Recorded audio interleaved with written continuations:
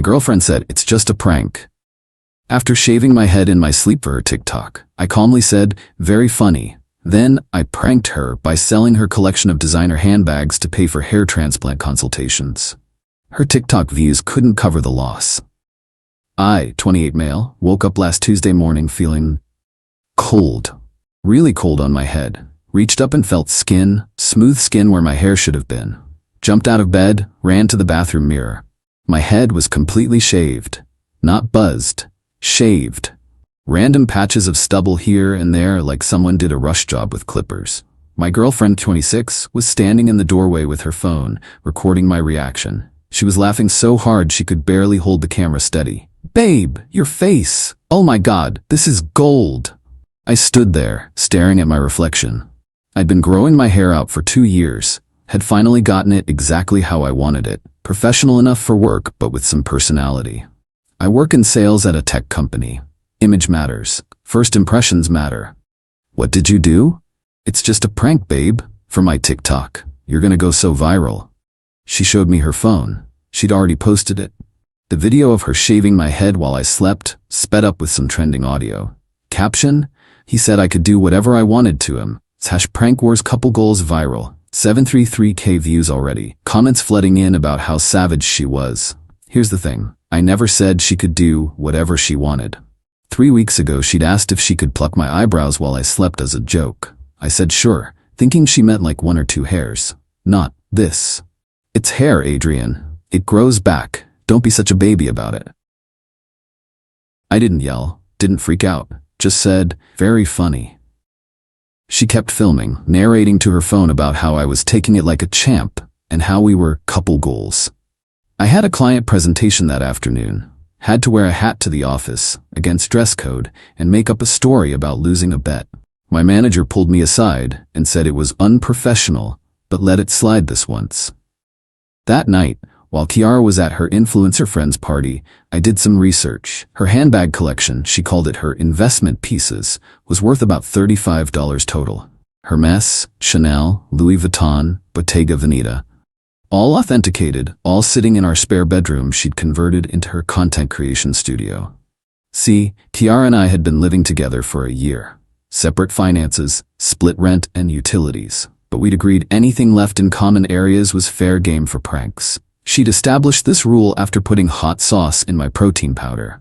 Her handbags, stored in the spare bedroom, technically a common area since we both paid rent.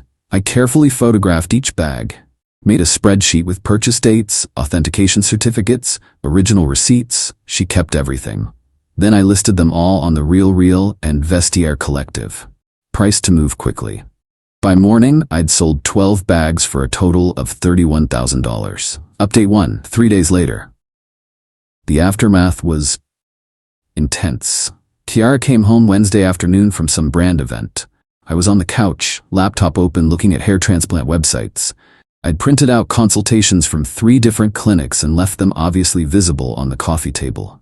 "Babe, you won't believe the engagement on the video. We're at 2.1 million views. TikTok wants to feature us on there." She stopped mid-sentence. "Notice the papers. Hair transplant? Adrian, you're being dramatic. It'll grow back in like a month." "Actually, the consultant said where you created those bald patches from pressing too hard with the clippers, there might be some scarring. Could affect regrowth patterns." Total BS, but she didn't know that. Whatever, I need to film an unboxing. My new YSL came today. She headed to the spare room. I started counting in my head. 3, 2, 1. Adrian, where are my bags?" She came running out, phone in hand, already recording herself. "This isn't funny. Where are my bags?" I pulled up my phone, showed her the sales confirmations. "Oh, those. I sold them. It's just a prank. You're gonna go so viral." Her face went from confused to horrified to rage in about 2 seconds. "You sold my bags? My Hermes? My vintage Chanel?" "It's just stuff, Kiara. They'll make more. Don't be such a baby about it." She lunged for my laptop. I calmly closed it and stood up. "The money's already transferred to my account. I used it to book consultations and put a deposit down on a potential procedure. Those bags were worth $40,000. 35 actually, and I only got 31. Quick sales. You know how it is." She started screaming. Not yelling. Screaming. The neighbors knocked on the wall. "That's theft. I'm calling the police." "Go ahead. Explain how your boyfriend sold items from a common area of an apartment you both pay for after you assaulted him in his sleep." "Assault? It was a prank." "So was this. Look, I'm even recording it for you. Where should I post it? Instagram? TikTok?" She actually called 911. The dispatcher, hearing the story, said it sounded like a civil matter and suggested she contact a lawyer. Then came the social media meltdown. She posted a 10-part TikTok series about how I was financially abusive and couldn't take a joke. Her followers were split. Half thought I was a legend, half thought I was evil. The original head-shaving video got another 1,000,000 views from the drama. Her influencer friends started blowing up my phone. "Brittany, you need to give those bags back now. You don't understand how hard she worked for those. This is literally abuse. I'm going to expose you on my platform. How dare you touch a woman's belongings? Small dick energy." I responded to exactly 0 of them. But the best part? Kiara's brand deals. 3 companies reached out saying they were reassessing their partnerships due to the controversial nature of her content. Turns out, assault pranks aren't advertiser-friendly. Who knew? Update 2, 1 week later. So Kiara went nuclear. First, she tried to get me evicted. Called our landlord claiming I was stealing from her and creating an unsafe living environment. The landlord, who'd already received noise complaints about her 3 a.m. filming sessions, basically told her to handle it herself or move out. Then she tried to get her stuff back legally. Hired some cheap lawyer who sent me a demand letter. My cousin's a paralegal and helped me draft a response, citing the established prank rules she'd created. Text messages where she said common areas were fair game. The video evidence of her assaulting me while unconscious. Screenshots of her bragging about the prank being savage. Her lawyer dropped the case. So she escalated to pure pettiness. I woke up Thursday to find she'd canceled my gym membership. She didn't have my password, but called pretending to be me with a family emergency. Posted my number on Craigslist advertising free puppies. Signed me up for every spam email list known to man. Called my work pretending to be a reference checker, asking if I had anger management issues. That last one crossed a line. My manager had to have an actual conversation with me about it. I showed him everything. The original video, the timeline, her harassment. He was concerned but understanding. Then Friday happened. I came home from work to find my PlayStation, my TV, and my espresso machine gone. In their place was a note. "Pranked you. Check my TikTok."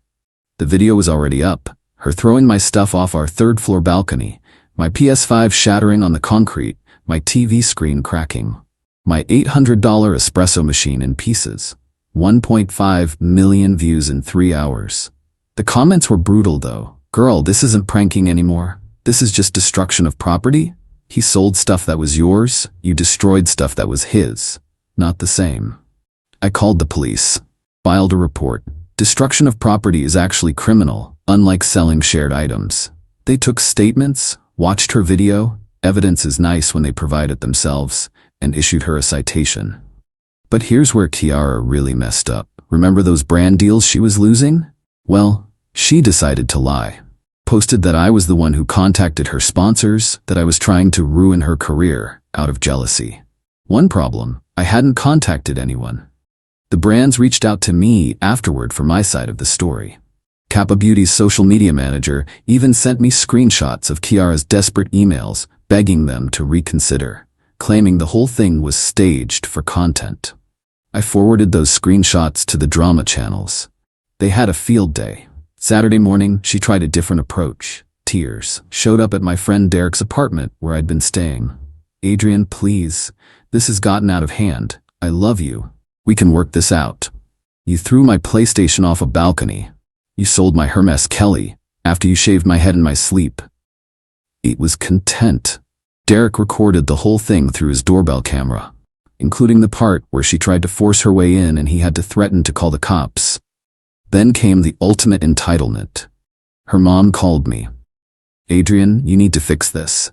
Kiara's losing everything, her followers, her brands, her reputation. Over what? Some silly prank? Your daughter shaved my head while I was unconscious, ma'am. Boys don't care about hair. You're being vindictive." "I'm being equal. She wanted to play prank wars. We're playing." She's getting death threats, so am I, from her followers. You're a man, you can handle it. She's sensitive. I hung up. Monday, the escalation got legal. Kiara's trying to sue me for theft of property, the handbags, emotional distress, loss of income from terminated brand deals, defamation. She's seeking $100,000 in damages. My response? I countersued for assault, the head shaving, destruction of property, PlayStation, TV, espresso machine, harassment, the Craigslist ads, spam calls, work interference, defamation, claiming I contacted her sponsors. I'm only seeking exactly what my stuff was worth plus legal fees.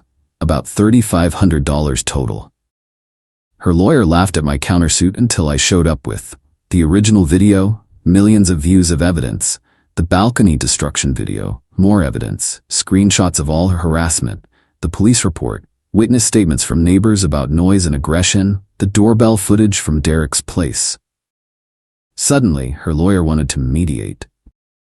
Final update. The mediation was yesterday, almost a month since the original prank.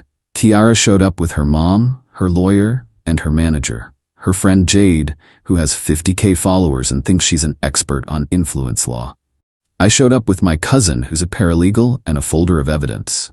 The mediator reviewed everything, watched both videos, read all the documentation, then basically told Kiara's team that she had no case for the handbags, since she established the prank war rules. Common areas were explicitly stated as fair game. I had texts of her saying, anything goes in pranks. The sale was presented as a prank, same as hers. But she had massive liability for assault, yes, shaving someone's head while unconscious counts, destruction of property, documented on her own TikTok, harassment, ongoing and documented. The mediator suggested she drop her suit and pay me the $3,500 for destroyed property, or risk going to actual court where assault charges could lead to criminal prosecution. Jade tried to argue, but the handbags were worth 10 times that. The mediator, and she uploaded evidence of herself committing assault to millions of people. Would she prefer criminal charges? Kiara's mom went on a rant about how I was ruining her baby's life and how influences have it hard enough. The mediator literally said, "Ma'am, your daughter shaved his head while he was sleeping for internet views. This is consequences, not persecution." The final agreement. Kiara drops all claims to the handbags. She pays me $3,500 for destroyed property. We both sign NDAs about each other, which I'm technically breaking, but whatever. Sue me again. She has 30 days to move out of the apartment. No contact order going forward. But here's the beautiful karma part. Remember those 2.1 million views on the original video? TikTok has a creator fund. She made about $4,000 from that video going viral. She now owes me $3,500. Plus her lawyer fees. Plus, she has to find a new apartment with no savings because she spent everything on handbags she no longer has.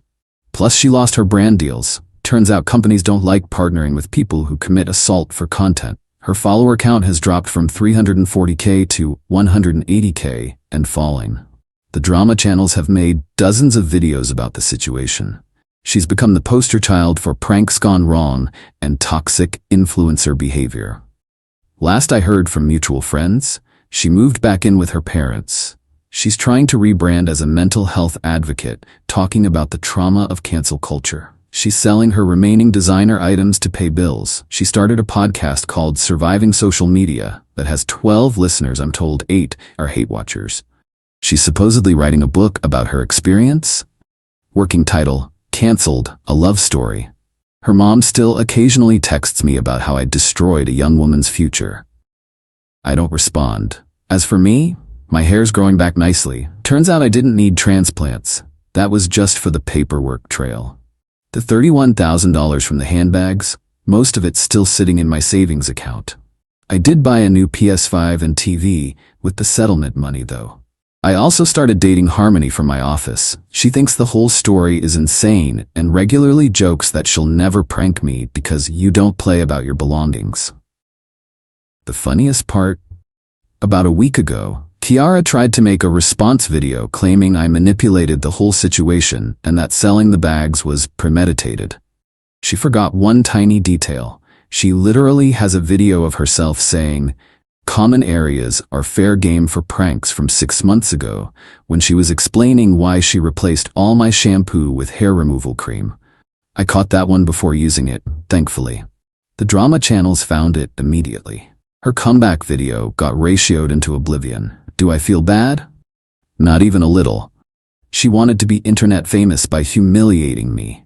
She wanted to go viral with a savage prank. She established the rules of engagement. All I did was play by them. The moral of the story? Don't start wars you're not prepared to lose. And definitely don't film yourself committing crimes for TikTok views. Oh, and Kiara, if you're reading this, and I know you are because you're obsessed with checking what people say about you online, that Hermes Qley bag you loved so much? The person who bought it DM'd me. They're super happy with it. Said it was the deal of the century. Peace out from the guy with a full head of hair and a full bank account.